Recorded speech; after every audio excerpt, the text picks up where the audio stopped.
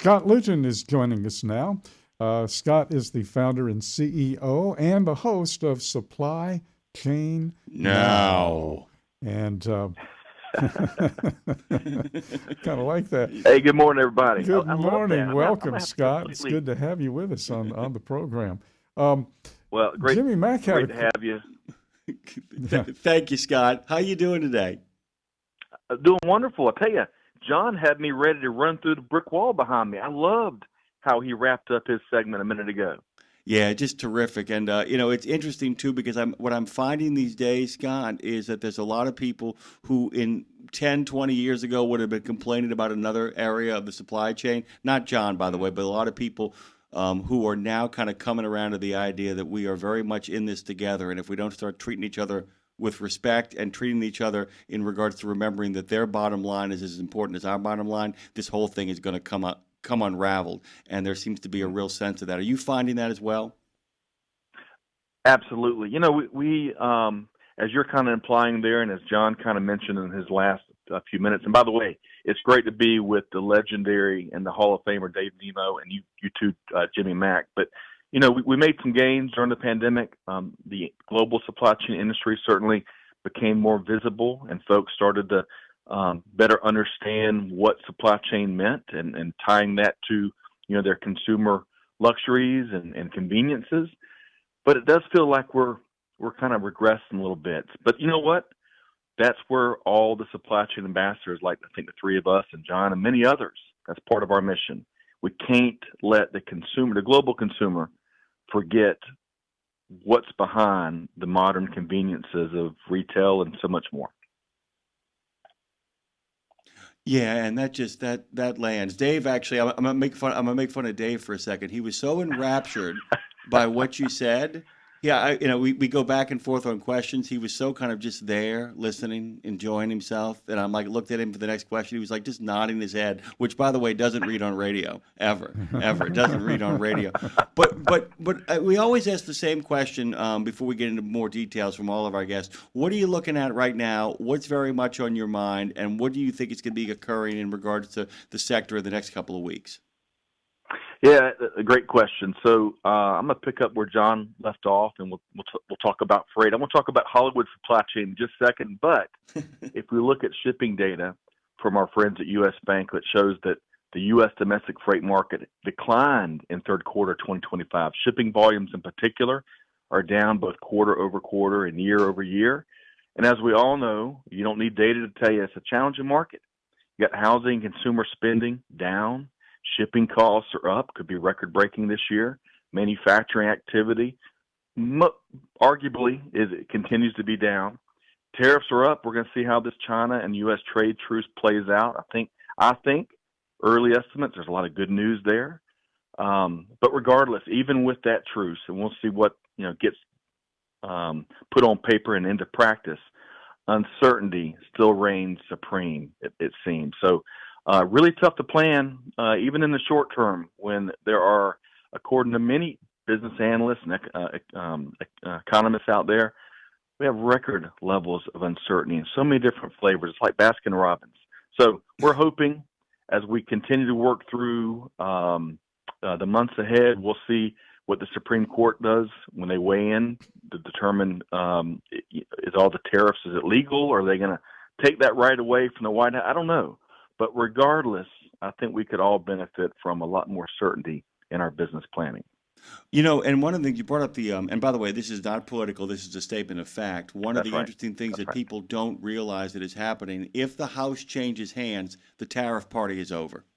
It literally comes to a thunderclap of an end. It means that he has to then go to Congress to get approval for those things because essentially it's a de facto tax. It's the power of the purse. He has the ability to do it if, in fact, there is a national emergency, which is what they're arguing in front of the Supreme Court.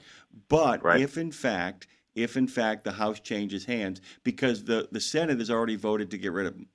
With Republicans crossing the aisle, Rand Paul, the two Kentucky senators, and a number of other senators have pretty much said no. And this is going to be one of the things that's really interesting to see play out here, how much soybean farmers have an impact on the election. I mean, because so much of that China tariff stuff you're talking about is part of the uncertainty in the market. Is there any, along with the China situation, is there one thing in the supply chain in regards to uncertainty that really weighs heavy on your mind? Well, I got to go back to the soybean. This is a big deal. A lot of folks don't know what soybeans are and all the different uses that they go into and how critical they are to the U.S. farming economy and all those farmers out there you mentioned. Well, according to the latest reporting on the trade truce, China is agreeing to purchase 12 million metric tons of U.S. soybeans by the end of the year. Now, to put that in perspective, in 2023, China imported about 22.5 million metric tons in what was a more normal year, 22.5 million metric tons of soybeans from the U.S. So they're going to make up a lot of ground by the end of the year. We're talking, 2 months. So that's good news.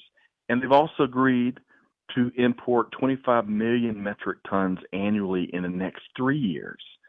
So all of that is great for the American farmers out there. Soybeans is such a critical crop for our economy and certainly in the agricultural sector. And that's a whole bunch of good news, at least to my ears. Yeah, I'll tell you this too really quickly. The Brazilians, by the way, are delighted anytime that the U.S. has a trade beef with China. Just love it because I don't think people realize that our biggest competitors in the soybean market is the largest Portuguese-speaking nation in the world. That's right. They are cuckoo for Cocoa Puffs. If things don't work out, it could. No, I mean, if things don't work out, Scott, I mean, it could change the economy of Brazil. It could make them a major player in the world agricultural market. They're already up there, and this is like people don't realize. It's like those. And by the way, farmers don't vote red. They don't vote blue. They vote green, both their fields and their pocketbooks. And Jimmy, that's a great point. There's winners and losers in all of these moves. To one of the greater points you're making, and secondly, I want to go back because you've referenced it a couple of times now, and it's one of my favorite things. With global supply chain, it's not about politics. It's about facts and data and policies, and at the end of the day, delighting our customers. So none of this is political. As one of our wonderful talk about all the time, facts, not feelings. That's what it's about. That's what powers global supply chains. Brother, we're going to get you on for a full half hour at some point. I didn't even get a chance. Chris Orban is here, by the way, and he wanted some stuff he wanted to talk about in regards to micro uncertainty and macro uncertainty. I don't think we've ever, Chris, had as much of both at the same time ever. Well, and go ahead and make your point to Scott. Well, and Scott, we've all talked a long time about uncertainty, and I very much agree with you that this is a key driver both for our global economy and for our local situation. But then I think about all the work I do with the small carriers and the owner operators and things like that in my business, and they have a lot of micro uncertainty too. So we can talk all these big picture items and tariffs and who's going to dominate the soybean market and things like that, which are very, very valid questions to ask. But what about the micro uncertainty all the way down to is a protest that's happening in Chicago going to impact my ability to deliver the freight and then get me back home to see my family this weekend? That kind of stuff is scary too. It's all interconnected, isn't it, Scott? It sure is. And the World Economic Forum was really posing a great question last week. How do we quantify and measure something as intangible as uncertainty?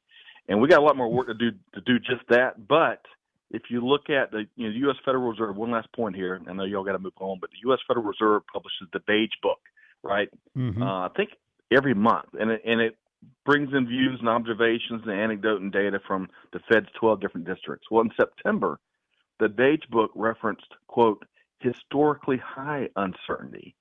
And that falls in line with, yes, there's uncertainty indexes out there around the globe that, again, tries to quantify what are we talking about? When business owner says, hey, I don't have the certainty I need to put my 3-year plan together, much less maybe even my 5-year, 10-year plan, it's tough to figure out what we're going to do by the end of the week. I can't decide whether to go to the bathroom or not during this break. I mean, that's really what it comes. No, I'm being only half funny. I mean, so basically, I know it's come up before, but here on this show right now, anytime we check in with Scott, we're going to check in with the uncertainty index. Forget about the misery index or the economic indicators. It's uncertainty that is the big driver of the economy. Is that fair?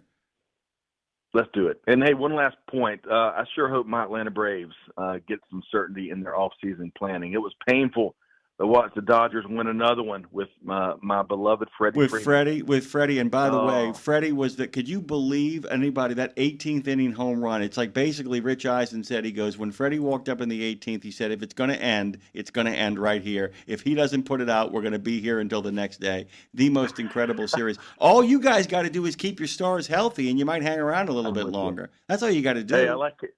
I like how you think, and simplicity is always underrated. We're going to hopefully keep everybody healthy, maybe grab another arm, another bat, and see what happens next year. But you know what?